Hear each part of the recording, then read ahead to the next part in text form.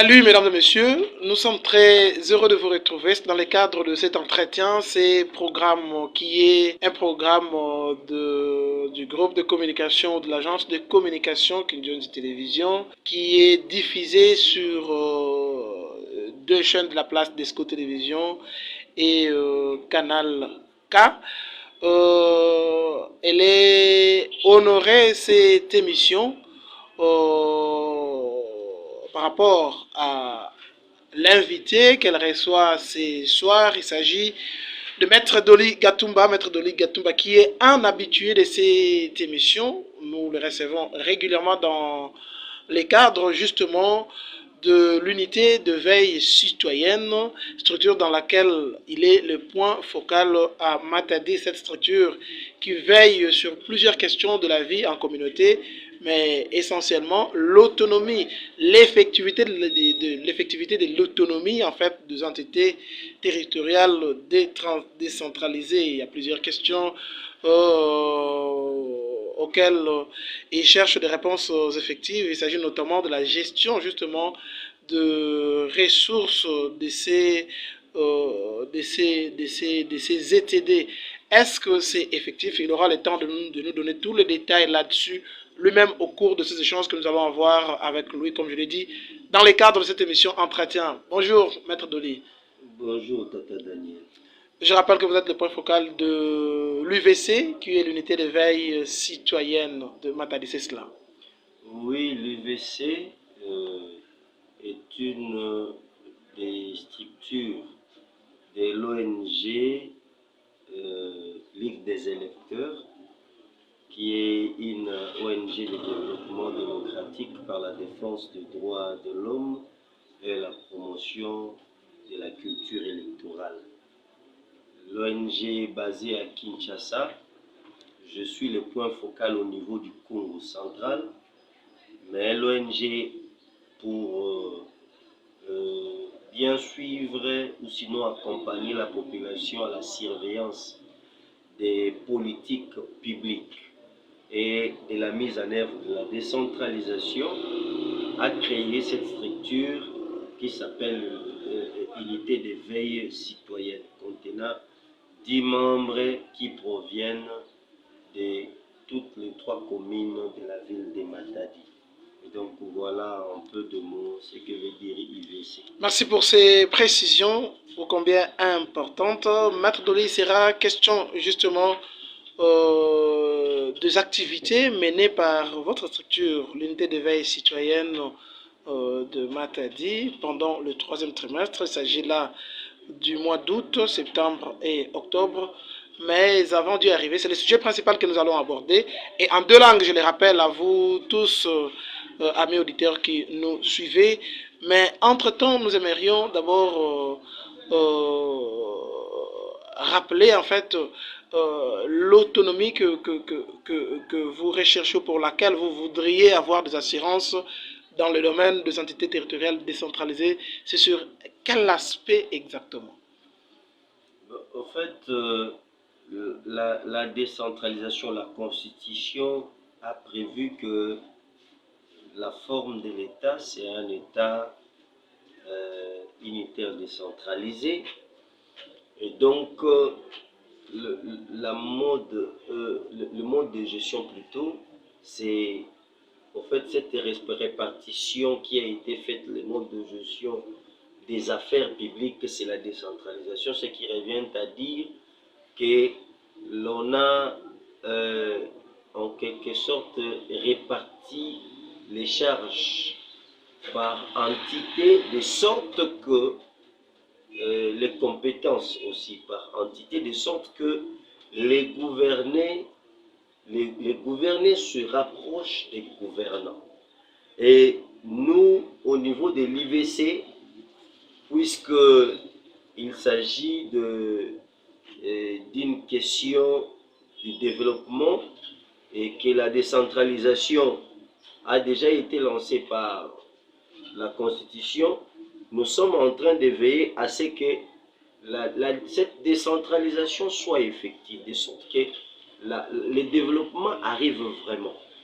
Nous, au niveau de l'IVC Matadi, les politiques publiques que nous avions choisies, que nous surveillons, c'est précisément les politiques liées à l'infrastructure ou aux infrastructures et la politique liée aux ressources financières.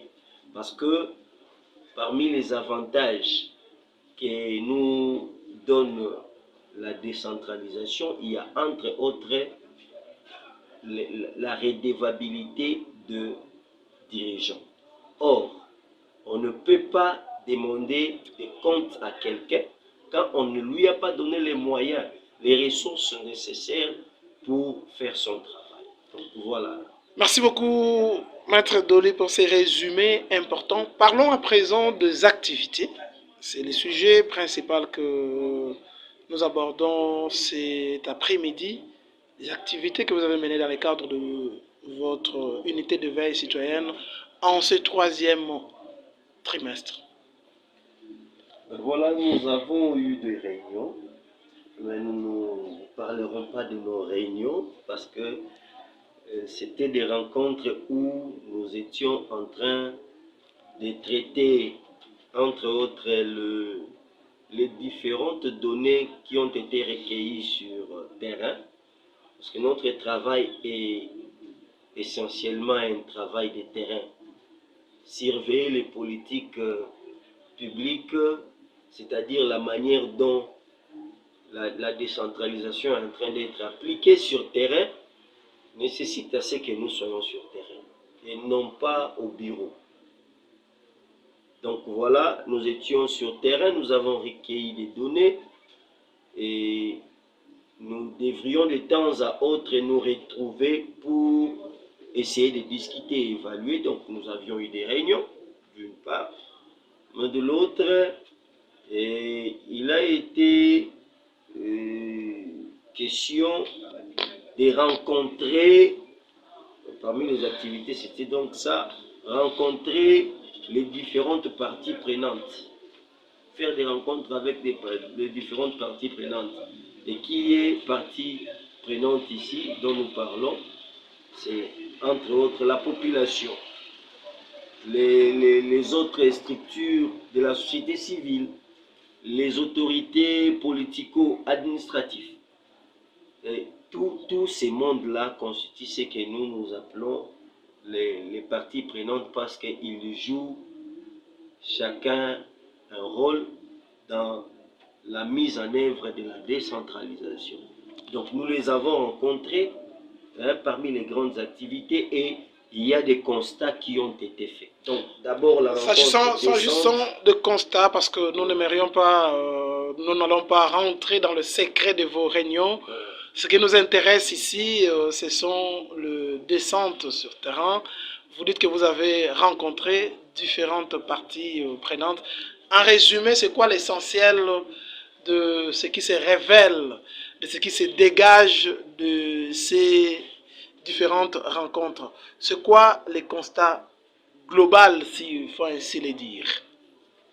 Bon, nous n'allons pas d'entrée de jeu donner une conclusion par rapport à l'effectivité de la décentralisation, à la question de cette effectivité de la décentralisation, de l'autonomie de gestion des ressources comme le veut la loi.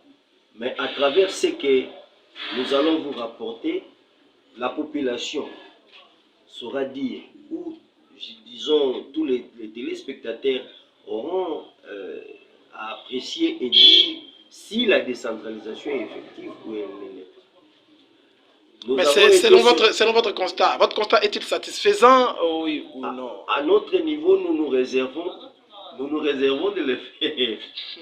Pourquoi? Parce que nous ne voudrions pas être à la fois juge et partie.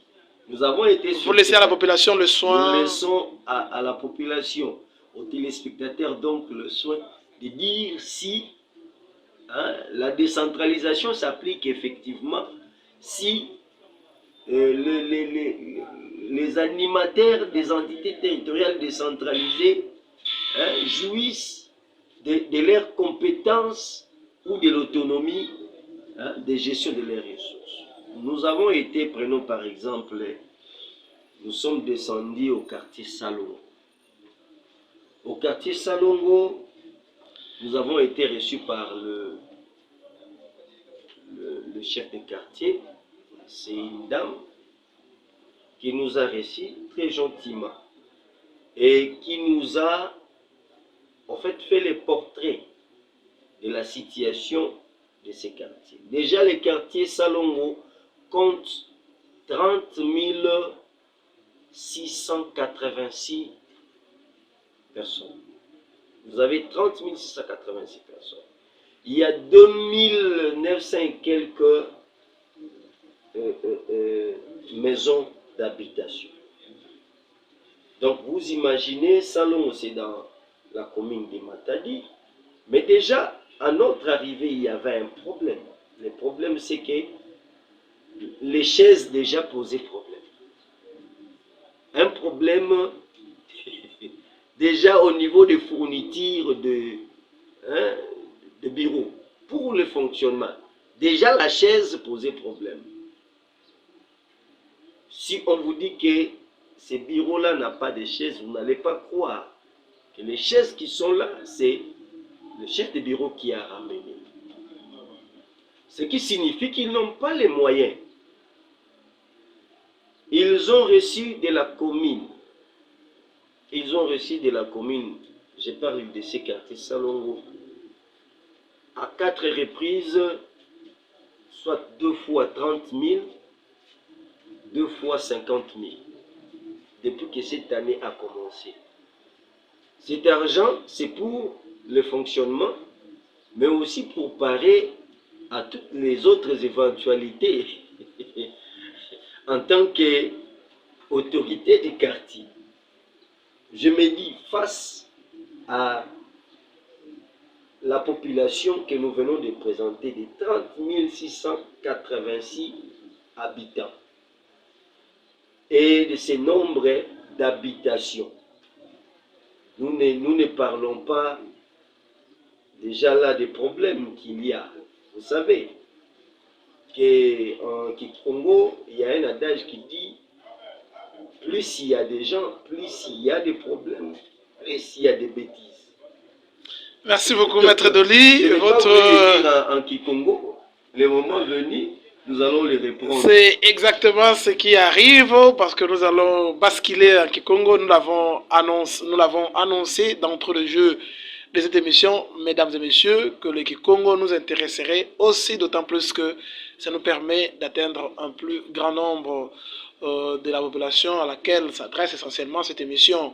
Bampangi, Benoume Zaba émission qui est entretien Benigna Kulanda, désormais dans Desco Télévision, dans Canal K, dans Nzila et agence de communication Kinzozi, Betume Yamba, Maître Doli Gatumba, Betume Tubila Nayandi, membre ya unité de veille citoyenne, Kimvuka ya Isalamaka, Samuna Kulanda, Kutomatala, Kana. Décentralisation qui est dans le salama mbote mtinu melombela yao bansiku ya bwala et bubu ya betume betina tubula mingi mambo ina bamesa dila ba activité na ba memene ba mesala na 3e trimestre bangonda ya out septembre